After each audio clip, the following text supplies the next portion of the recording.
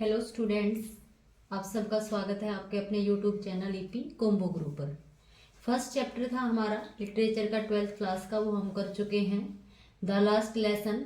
आज हमारा chapter second start हो रखा है, lost spring, written by Anees Jung. देखिए, लॉस्ट स्प्रिंग आपको नाम से ही पता चल गया होगा कि किसी चीज का यहाँ पर लॉस है, किसी चीज का गुम होना है। अनीश जंग ने ये आपका चैप्टर लिखा है।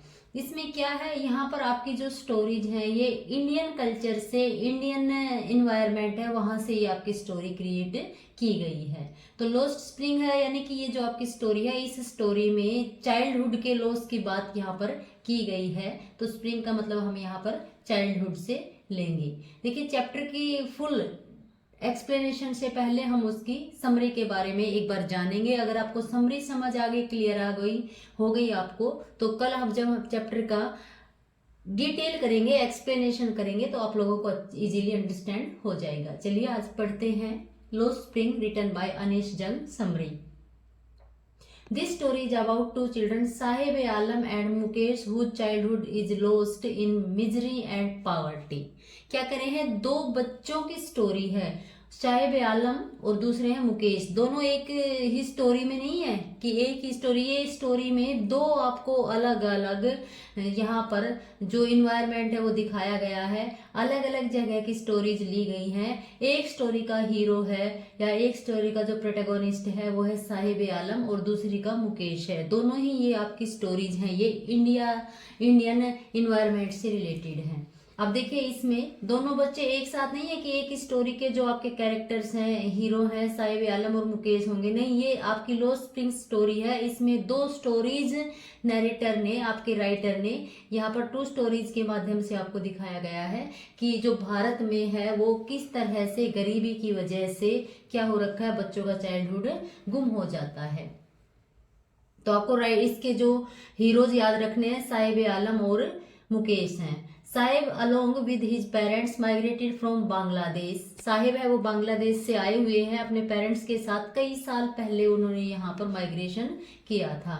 दे came to Delhi in 1971 as their houses were swept away by repeated storms. क्या कह रहे हैं कि जो उनका वो क्या था, बांग्लादेश से साहिब का परिवार कब आया था, 1971 में आया था। क्यों आया था? क्योंकि उनका घर था वो बार बार क्या हो जाता था, डिस्ट्रॉय हो जाता था। किसकी वजह से? क्योंकि वहां पर क्या आते थे, तूफान आते थे।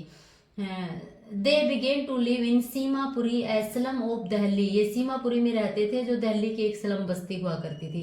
Sahib like many other children of the slum was a rag picker. इनका जो पेशा था, इनका ऑक्यूपेशन था, वो क्या था, रैग पिकिंग था। रैग पिकिंग का मतलब आप समझते हो ना, कि जो कबाड़ा वगैरह उठाते हैं, आपने देखे होंगे, बैग पीछे पीठ पर लाद लेते हैं और वो बच्चे कूड़ा करकट बीनते रहते हैं। कूड़ा बीनने वाली फैमिली से ये बिलोंग करता था। अगर आपसे साहिब आलम की स्टोरी मतलब फुल नेम पूछ लिया जाए तो ओनर ऑफ द यूनिवर्स है इसका मीनिंग, लेकिन साहिब को इसके बारे में नहीं पता। They scoured the garbage trying to find out coins. क्या करे हैं कि वो गार्बेज को इकट्ठा करते हैं, छान लेते हैं, किसकी तलाश में, सिक्कों की तलाश में। अब ये नहीं है कि उनको वहां पर पैसे मिलेंगे, इट मीन्स है कि वो वहां पर उस गार्बेज को इकट्ठा करेंगे, वहां से उनको कुछ जिस चीज को वो बेच के अपनी अर्निंग्स कमा सके, इसलिए वहां से हर चीज तरह का गार्बेज तो उठाएंगे नहीं, वहां से वही चीज ये उठाएंगे जिनको वो बेच के अपनी इनकम ले सकें। At times they found 1 rupee coins and sometimes even 10 rupee coins. और कह रहे जब ये कूड़ा करकट बीनते हैं तो कई बार उनको क्या मिल जाता है, 1 या 10 रुपए तक के नोट भी, कॉइन्स भी मिल जाते हैं। He did not attend any school as there was no school nearby. Sahib ने कोई भी स्कूल अटेंड नहीं किया। क्यों नहीं किया? क्योंकि आसपास में कोई स्कूल ही नहीं था। He was too poor to buy chappals. करे वो गरीब था, चप्पल भी नहीं खरीद पा रहा था। He liked the game of tennis। उसको गेम कौन सा पसंद था? टेनिस का गेम पसंद था। एक बात और आप यहाँ पर क्लियर मैं आपको कर दूं कि जो टेनिस का गेम है वो गरीब बच्चों के लिए बिल्कुल उनकी रीच से, पहुंच से बाहर होता है, क्योंकि इसकी प्रैक्टिस के ऊपर, इसकी ट्रेनिंग के ऊपर ही काफी खर्चा आ जाता है। Someone gave him a pair of tennis shoes but he would never get the chance to play the game himself। कह रहे किसी ने जब उनके टेनिस के शूज थे वो पुराने हो गए थे तो वो किसी ने उसको दे दिए, लेकिन उसको कभी भी अपने आप क्या था टेनिस का गेम खेलने का चांस नहीं मिला। At last Saheb got employed in a tea stall। He was not happy as he had lost his freedom but he had no choice। क्या कह रहे हैं कि साहेब जब कूड़ा बीनता था उसके क्योंकि वो क्या था खुद का मालिक खुद था, बट अब नहीं है हैप्पी। क्यों नहीं है वो हैप्पी? क्योंकि अब वो उसने अपनी फ्रीडम खो दी है, उसके पास चॉइस नहीं है। यानी अब वो जिसके टी स्टॉल पर काम कर रहा है उसको उसके विश के अकॉर्डिंग ही काम करना पड़ेगा। जब वो खुद का काम करता था यानी रैग पिकिंग करता था तब अपनी मर्जी से वो अपना काम स्टार्ट भी करता था और अपनी मर्जी से ही एंड भी करता था, बट अब ऐसा नहीं है। The life of Mukesh at Firozabad was no better. दूसरा प्रोटोगोनिस्ट आ गया है, दूसरा हीरो इसका आ गया है। कौन है? मुकेश। कहाँ से बिलोंग करता है? फिरोजाबाद से। उसकी लाइफ भी ज्यादा बेटर नहीं है। Mukesh lived with his Elder brother who was a bangle maker. यानी कि एल्डर ब्रदर के साथ रहता था जो एक बैंगल मेकर थे। He did not like the profession of bangle making. अब मुकेश बैंगल मेकिंग को लाइक नहीं करते थे and wanted to be a driver or a motor mechanic। क्या बनना चाहता था? एक ड्राइवर या मोटर मैकेनिक वो बनना चाहता था। But people thought that it was the result of their previous birth that they were born into the caste of bangle makers, so they were destined to make bangles other than anything else. क्या कह रहे हैं? लेकिन जो bangle making family के दूसरे लोग थे वो क्या सोचते थे कि उनका कोई पूर्व जन्म रहा है जिसकी वजह से उन्होंने कोई ऐसे काम किए हैं जिसकी वजह से उन्हें इन बैंगल मेकिंग फैमिली में उनको जन्म मिला है और इसके अलावा उनके भाग्य में और कोई दूसरा पेशा नहीं लिखा है। यानी कि उन्होंने अपने आप एक्सेप्ट कर लिया कि हम इस गरीबी में और इस बैंगल मेकिंग फैमिली के लिए ही बने हैं। Thousands of children were engaged in the bangle making industry and many of them lost their eyesight before becoming adults। कह रहे हैं थाउजेंड्स पीपल्स हैं वो इसी बैंगल मेकिंग इंडस्ट्री में काम करते हैं, जो बच्चे हैं वो, और उसके साथ साथ उनकी जब वो बड़े होते एडल्ट होते उससे पहले ही उनकी आईसाइट चली जाती है। क्यों चली जाती है बेटा? देखिए बैंगल मेकिंग जो फैमिली है आपको पता है कि बैंगल को कांच को जब हम बहुत ज्यादा गर्म करते हैं, जब हम उसको पिघलाएंगे और उसके बाद में उसकी शेप गोल लेकर आते हैं तो कितनी हीट होती होगी, और उस हीट को हम अपनी आंखों से उसका सामना करते हैं तो आंखों के ऊपर उसका बैड इफेक्ट तो पड़ता ही होगा। जो बैंगल है वो क्या होती है? बैंगल को गोल किया जाता है कांच को पिघला के, तो कितना गर्म होता होगा और वो गर्मी आंखों के ऊपर तो असर डालेगी। और जो कंडीशन थी किसकी? बैंगल मेकिंग इंडस्ट्री ने जो सुविधाएं अवेलेबल करा रखी थी वो बिल्कुल ना के बराबर हैं। They did not know that it was illegal for children to work in those hazardous conditions in the glass factories। अब कह रहे हैं ना तो बच्चे जानते थे और ना ही उनके पेरेंट्स जानते थे कि जो ग्लास फैक्ट्री शीशे की जो फैक्ट्री है उनकी जो कंडीशंस हैं इतनी ज़्यादा खतरनाक कंडीशन, उसमें बच्चों का काम पर लगाया जाना अवैध है। अगर उनको इस चीज़ का पता होता तो वो क्या करते? वो इस चीज़ के बारे में कम से कम पेरेंट्स को डर लगता कि हम अपने बच्चों को यहाँ पर नहीं भेजेंगे, और उसके साथ साथ में ही जो लगाने वाले हैं उनको भी पता चल जाता कि पेरेंट्स जागरूक हैं, तो अब तो उनको क्या फायदा उठाया कि बच्चों को भी इसलिए लगा रहे हैं क्योंकि सुविधाएं उनको नहीं देनी पड़ रही। दूसरा उनको पता है इनके पेरेंट्स को इस बारे में पता ही नहीं है कि यहाँ पर काम करना अवैध है। The story was the same in every family. कह रहे हर परिवार की यही कहानी है। Mukesh took the writer to his house where the writer came to know that his grandfather had become blind working in the factory. अब मुकेश अनीश जंग को अपने घर पे ले गया और वहां पर अनीश जंग ने बात करते हुए पता चला उनको कि उनके फादर भी बैंगल मेकिंग फैक्ट्री में काम करते करते ग्रैंडफादर बैंगल मेकिंग फैक्ट्री में काम करते करते क्या हो गए? अंधे हो गए।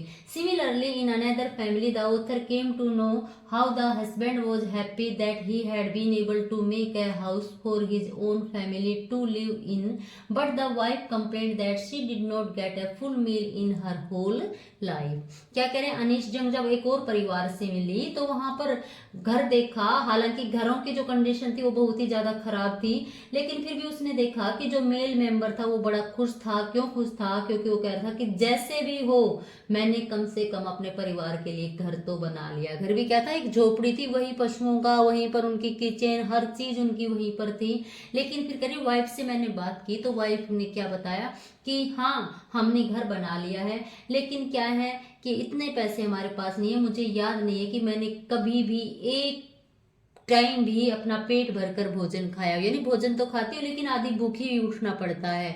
तो वाइफ को कभी भी याद नहीं है कि उसने अपनी लाइफ में कभी पेट भरकर खाना खाया हो। यानी कितनी ज्यादा यहाँ पर पॉवर्टी है।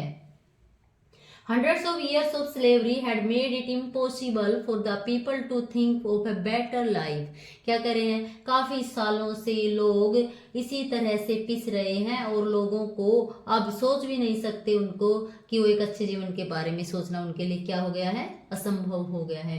They carried on their miserable life as they did not have the courage to rebel against tradition. कह रहे हैं कि परंपरा के खिलाफ लड़ना उनके बस की बात नहीं है, इसलिए वो इस जीवन को जी रहे हैं।